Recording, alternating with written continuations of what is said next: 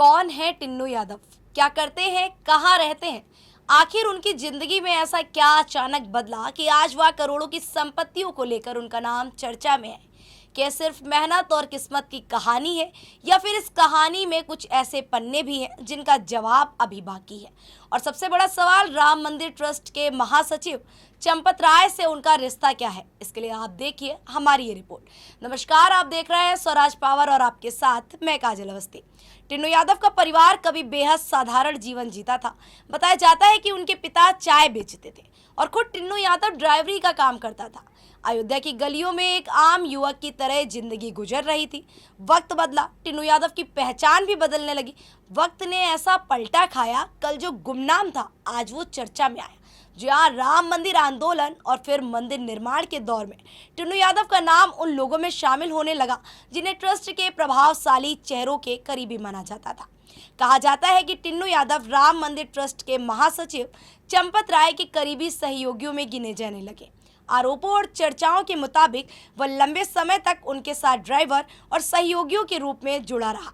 यहीं से उसकी पहुंच और पहचान दोनों बदलने लगी। लेकिन अब कहानी का सबसे चर्चित हिस्सा शुरू होता है। आखिर वो कौन सा मोड़ था जहां से टिन्नू यादव की आर्थिक स्थिति अचानक बदलती हुई नजर आने लगी। कुछ साल पहले तक साधारण जीवन जीने वाला, आम व्यक्तियों के साथ बैठने वाला व्यक्ति आज करोड़ों की संपत्तियों का मालिक कैसे बताया जा रहा है और कैसे बन गया। आखिर आलीशान मकान, जमीनें और हॉस्टल जैसी संपत्तियां आई तो आई कहां से? क्या इसके पीछे कोई बड़ा कारोबार था? अगर था तो वो कारोबार क्या था? उसकी आमदनी का स्रोत क्या था? और क्या उसकी घोषित आय और संपत्तियों का हिसाब आपस में मेल खाता था? सवाल ये भी है कि चंपत राय से नजदीकी ने उसकी सामाजिक और आर्थिक हैसियत को नई ऊंचाई दी। अगर दी तो किस हद तक के दी? क्या ये सिर्फ भरोसा और मेहनत का नतीजा है या फिर जांच एजेंसियों को कुछ और भी तलाशता है?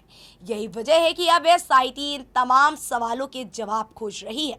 जांच एजेंसियां दस्तावेजों, जमीनों और वित्तीय लेन देन की परतें खोल रही है। कोशिश ये समझने की है टिन्नू यादव की संपत्ति बढ़ने की कहानी आखिर शुरू कहां से होने लगी और पहुंच कहां तक गई। हालांकि यह भी उतना ही महत्वपूर्ण है कि अभी तक कोई भी आरोप की आधिकारिक पुष्टि नहीं हुई है। जांच जारी है और किसी निष्कर्ष पर पहुंचना जल्दबाजी होगी। दूसरी तरफ अगर हम बात करें टिन्नू यादव के समर्थक की, तो उनका कहना है कि टिन्नू यादव बड़ा ही मेहनती और संघर्ष से आगे बढ़ने वाला व्यक्ति है। सवाल कई हैं, जवाबों का इंतजार है। क्या ये संघर्ष से सफलता की कहानी है या फिर जांच के बाद सामने आया कोई और सच है? फिलहाल अयोध्या से लेकर लखनऊ तक एक ही सवाल गूंज रहा है, आखिर टिन्नू यादव इतने कम समय में इतने अमीर कैसे बन गए? फिलहाल ऐसी ही खबरों को देखने के लिए आप सब्सक्राइब करिए स्वराज पावर।